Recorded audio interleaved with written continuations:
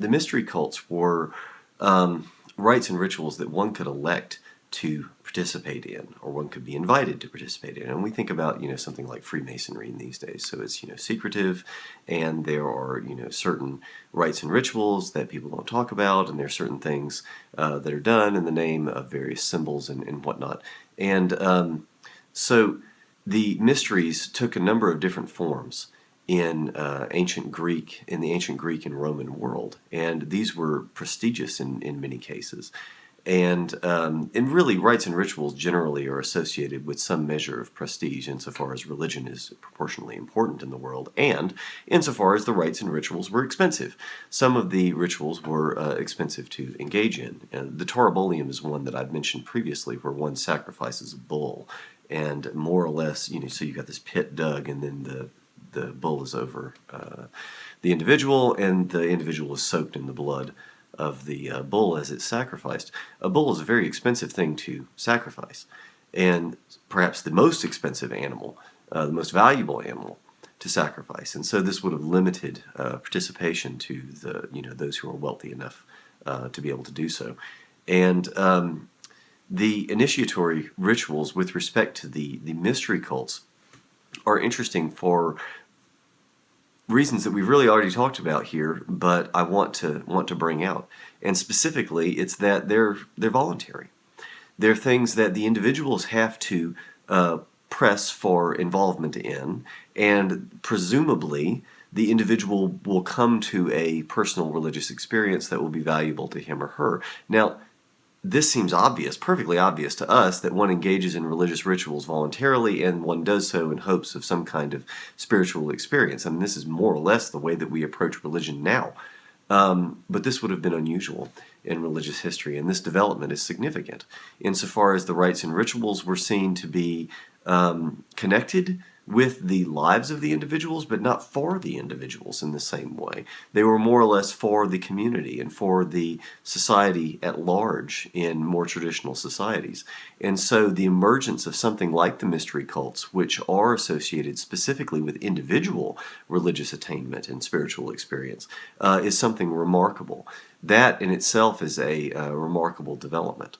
And so again, as is a running thread with this course, the emergence of the modern individual is what we're seeing here. The changes with respect to the notion of the individual are important. That the individual's own religious development should be considered is a development in, of some note in religious history, and that the mystery religion should relate specifically to the participants in this way is certainly worthy of note and worthy of some kind of consideration. Why is it that this didn't happen before? What kind of changes are necessary to make this sort of ritual a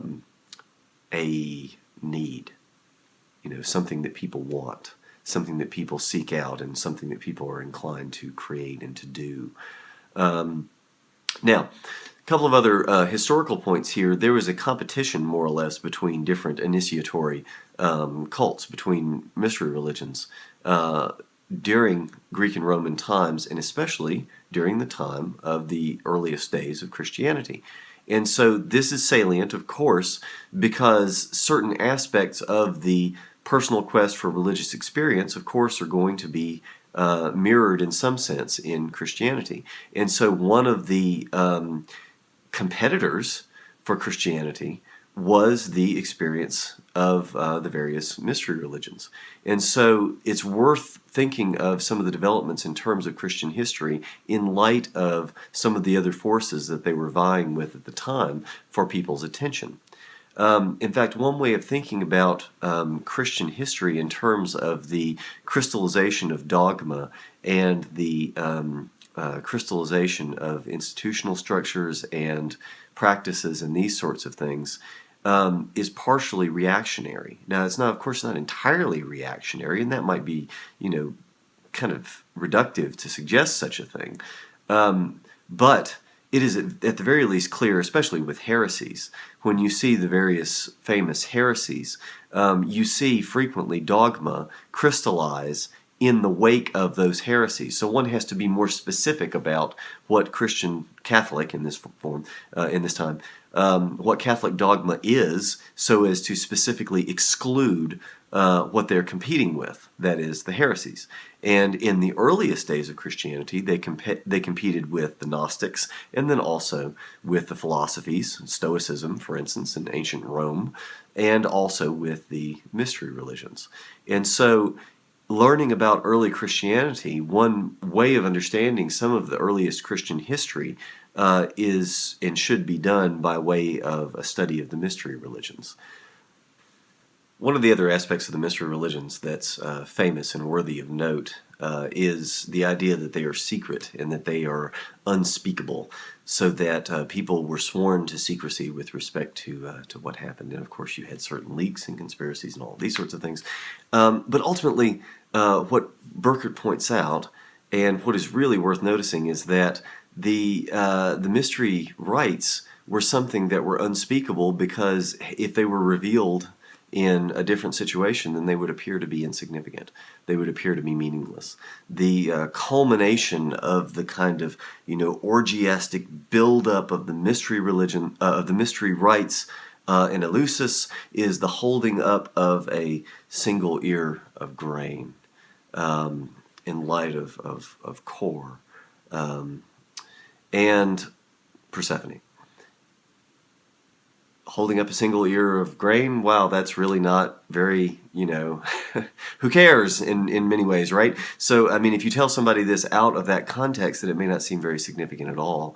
But the buildup of the rite and the experience of the rite in that context gives it a significance and allows that experience of holding up the grain to have a catalyzing effect that it really doesn't have outside of that circumstance. And so you're really better off not knowing about it. It really doesn't matter. It would, and perhaps even take away from some of the effect if you knew what to expect, because you would then import some of the more secular, more profane experience, the less charged experience, if you knew what to expect. So in other words, instead of the mystery religions being a big secret that one has to keep secret because, we don't want anybody to know about it, it might instead be thought of as surprise, that there is a value, there is a distinct psychological value in surprise.